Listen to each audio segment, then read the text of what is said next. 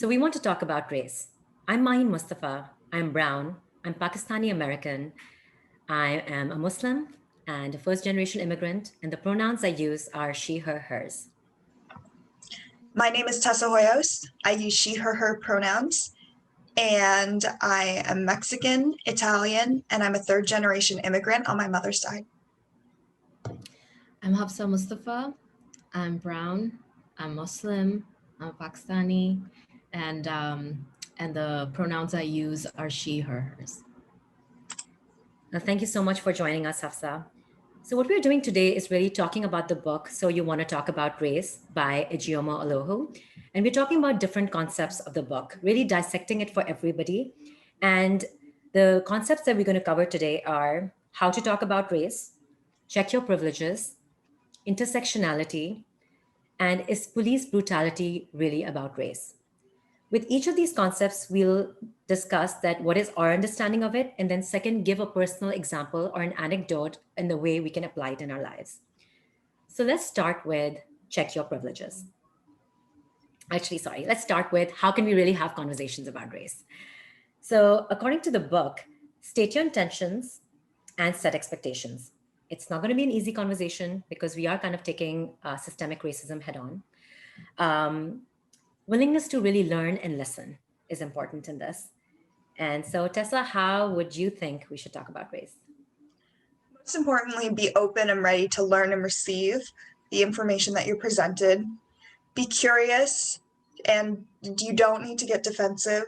Ask questions if you need clarification or something isn't clear, and really don't force a conversation. Hafsa. I think when talking about race, it's really important to acknowledge the historical and socio-political origins of how we experience race and how it shows up in our lives. And the other thing is it's like really important to embrace the discomfort, and it's okay to say the wrong thing. But it's more important to learn. And so I think those are some central things that come up for me. Right. So with check your privileges, the author says oversimplification to say that all white people are privileged and all Black people are oppressed is a very crude generalization. So she's saying that she herself, with her experience in Seattle, she's Black queer. She's saying she's oppressed as an outsider in the white Seattle, but within her groups and within her social group, she is privileged. Person with privilege is advantaged because the system gives them that privilege by taking opportunity away from somebody else. When I look at it, I think of it as acknowledging our privilege and not feeling guilty about it. Once we acknowledge our privilege, we can then make alliances or be in solidarity with the ones that are not privileged. So Tessa, how do you understand check your privileges? Simply put, I would say privilege is a set of advantages that you have in your own personal journey that affects your life that others may not have. A personal example that I have is that I'm in college and I am on track to graduate in June, and I've consistently been that way. And I know it's not the same for many other people. They may not even be able to go to college due to certain circumstances in their life, such as having children or their economic situation. Mm-hmm. And I just wanted to add to that before I go to Hafsa that, I see myself as privileged because I did get private school. My English is so much better than so many immigrants here. But I also see the sense of lack of acknowledgement or invisibilization of my education from Pakistan. So I feel like I had to work extra hard and struggle way more to be successful in America. Hafsa? Yeah, I think a privilege is, it's really important to self-analyze and realize that there are certain identities or parts of identities that award us increased access and opportunity. And I think that the thing about, I think private education is kind of coming up for all of us. And that's right. I think for me, that has come up a lot. The fact that I speak English in this context in America, and I have private education. Often people associate me with more expertise and knowing more about things, as opposed to folks who may have a lot more experience but may not speak English or may have degrees from other countries that are non-white. Great. So now we're going to talk about the concept of intersectionality. Intersectionality, really, as explained in the book, are people are privileged or oppressed for many different reasons that overlap or intersect to make everyone's situation unique. So it's a combination of gender, sexuality, class, race, ability, wealth, nationality, all of these things. So she kind of gave an example of struggles of like that Black men may have in America, or the oppression that they face is different from Black women. Similarly, she's Black queer. So her struggles are different from, say, a Black straight man. So this is the way I understand it, and the book explains it. Tessa, how would you explain intersectionality? I would explain intersectionality on of how these identities come together that you've just mentioned and how they affect a person's journey in life. For example, according to the Human Rights Campaign, Black trans individuals are more likely to face unemployment, poverty, homelessness, and assault compared to their cisgender counterparts. Really good stat there, Tessa, to make your point. Hafsa, how would you explain intersectionality? I think, yeah, I totally agree. I think intersectionality, the thing that I find important is that at different times of our lives, different identities are at play and are giving us different forms of access or inaccess.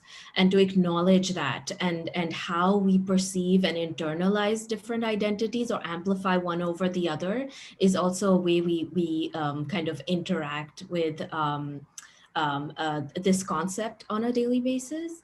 I think a good example for me is how intersectionality comes up when I think about my gender and my identity being a Muslim, and how those two interplay when I'm in spaces that that kind of uplift one identity over another. So yeah.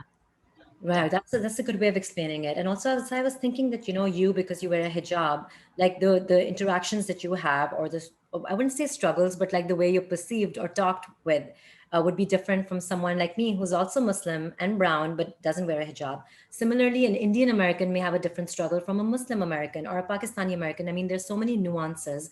So definitely, understanding all of them is important when we have those conversations about intersectionality. Um, Tessa, is there any example you'd like to give of intersectionality that's like a personalized example? Yeah, so my experience as a white passing cisgender straight woman is going to be way different than someone who may be Black, transgender, homosexual, any of that. And it's really affected by the opportunities that we're given. It affects the opportunities that we're given in life. Absolutely. And now we come to the tough part. Is police brutality really about race? So the way this author explains it, she says that police brutality is about power, corruption, fear, guns, and accountability, all combination of all of them. When I read the book, and my understanding of it really was that police interactions with white and non-white people determined their perception of police and their trust in police, and hence make them open to defunding the police or not. Like that's one way of looking at it. And second thing really was for me the internal biases and the implicit bias that exists needs to be needs to be retrained, because there's so many instances we see where someone's been oppressed, usually a Black person, is and the police that's involved is just not white people. It's also not a POC, a person of color policeman. So training is something that we need to look at beyond the race. Tessa, how would you explain police brutality? And is it really about race? Yes, I do think it is about race, because if you look into history, you'll see that modern police forces stem from the night police trying to keep slaves in check, and the KKK acting as vigilantes to keep them in check as well. And it goes all the way up until the Jim Crow era that ended in 1964. And we see that today. For example, George Floyd's tragic death at the hands of a police officer. That was a totally barbaric way to restrain him, and it shouldn't have happened. He shouldn't have lost his life for it. So I think that police forces aren't really breaking away from that history. And I agree. I think that the police force should be restructured and retrained with modern concepts that are inclusive. All right. Thank you, Tessa. Hafsa. Yeah, it's. I think it's really important. I'm glad, Tessa, you mentioned the historical context and origin of this institution. I think, like most institutions, it's a deeply internalized racism in the way it works, and how it shows up. It shows up in all aspects, including like hiring, training, and interactions, and how law is upheld or suppressed. So yes, it is about race, and it's important to just understand the concept, and for us to undo the harm, we need to acknowledge that, name that, and then kind of work from there. Absolutely. And, and even the author kind of gave a really vivid account of hers getting, caught by the police and how she felt. Like it was fear more than anything that took over. And as a person of color, I could kind of relate to it. She even said that Black drivers are pulled over 23% more statistically, so there has to be something there. It's not something that we can just ignore. So I'd want all of us to kind of share personal accounts with the police. I can start.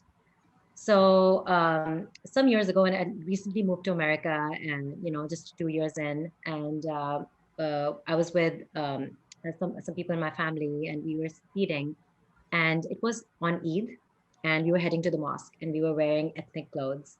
So when the police officer caught us, and this was in Indiana, so Midwest. So I remember getting really scared, and fear came over me, just like the way the author describes in the book.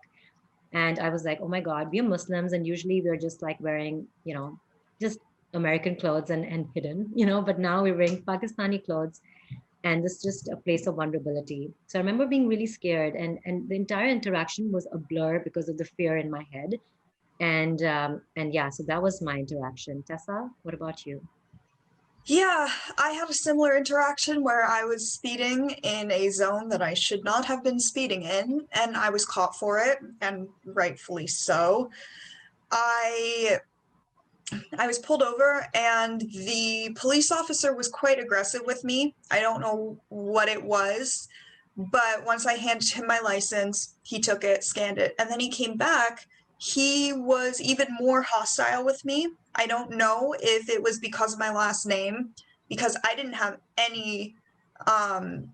anything on my record, clean record, and he was just really, really hostile with me compared to some of my white classmates who were white, blonde hair, blue eyes, male.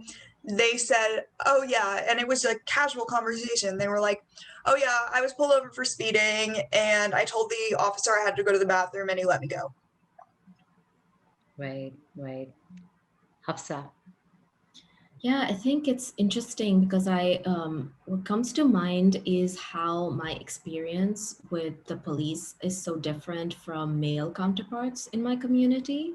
And especially whenever, given the current narrative, and as soon as policies, especially against immigrants, and specific like ban against like Muslim countries came up, our interactions in the community with the police look different. And specifically interactions of men with police. And I realized that my gender awards me some privilege here, because every time I'm like alone and in my car, I've had a few interactions with the police, and it has been far from bad. But male folks in my community have a very different experience of that. A male, Yeah. brown, Muslim. Yeah.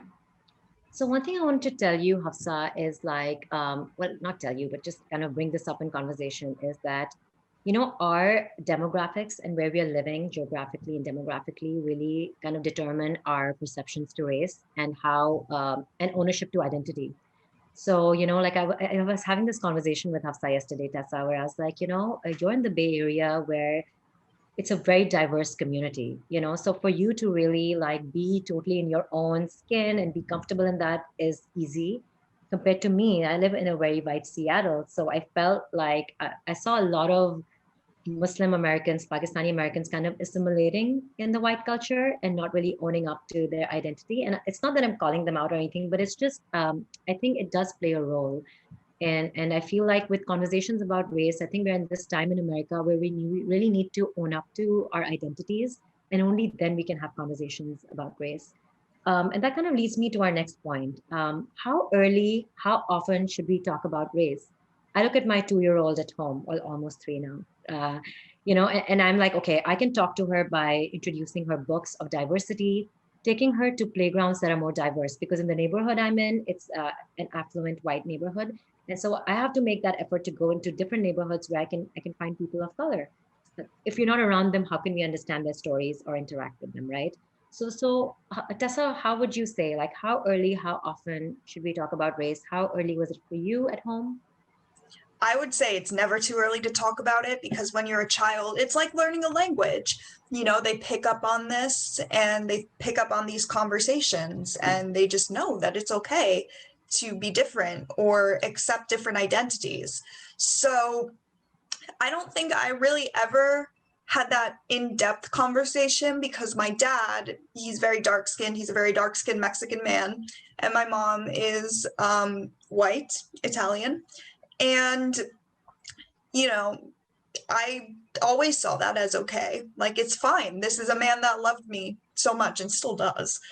And, when I'd go out in public, I wouldn't really see many other people like him. And, I just kind of knew it was okay. And yeah, Yeah. Right, right. And even with my daughter, Maha, I feel like introducing her to colors, like we tell her, oh, this is orange, this is blue, like just with colors, you can actually introduce her to different colors of skin and different people with different colors of skin. Hafsa, what are your thoughts on that? Yeah, I think it would be harmful not to name and talk about it.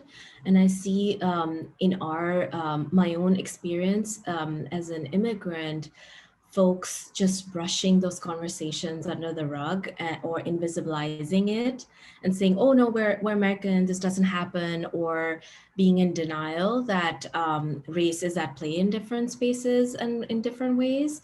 And so it's important to acknowledge, uplift, and to ensure that we're not really distancing ourselves from our own identity and histories. And I know the generations before us and a lot of folks already could continue to use that as a survival tactic, depending on where they are and what community they're embedded in. And you're right, Maine, I'm very much privileged to be in a neighborhood, in a community that's mostly immigrants. And so the way race plays out is very different. Like, we can uplift, I can wear my traditional clothes and be outside because there's so many other people doing the same. There's signboards with our language on it. So it really is a different experience than different parts of the Bay that would be that would look very different. And so I wouldn't even feel safe to show up in the way that I do here. Yeah. Well, I just want to say I'm incredibly proud of both of you to be part of these conversations because it's definitely brave. We have a lot of people who actually said no to this panel. So I'm glad that we have a bunch of people who want to like talk about it. I mean, it is a difficult conversation for sure. Even the way the author talks about it, it's so interesting. So her mother is white. And she was talking about this interaction that her mom had with some Black person in a grocery store, and even her mom was stone deaf to so many things, considering she has a Black child, so if it was tough for them, it's going to be tough for all of us. And we're just scratching the surface here to many, many more conversations and panels. Thank you so much, Hafsa. Thank you so much, Tessa, for your time this morning. you. Yeah. Thank you. Really appreciate the conversation, and we need to continue to have these kind of transparent conversations and stumble and make mistakes and grow from it. So this is great. Thank you. Of course. Take care. Bye. Bye.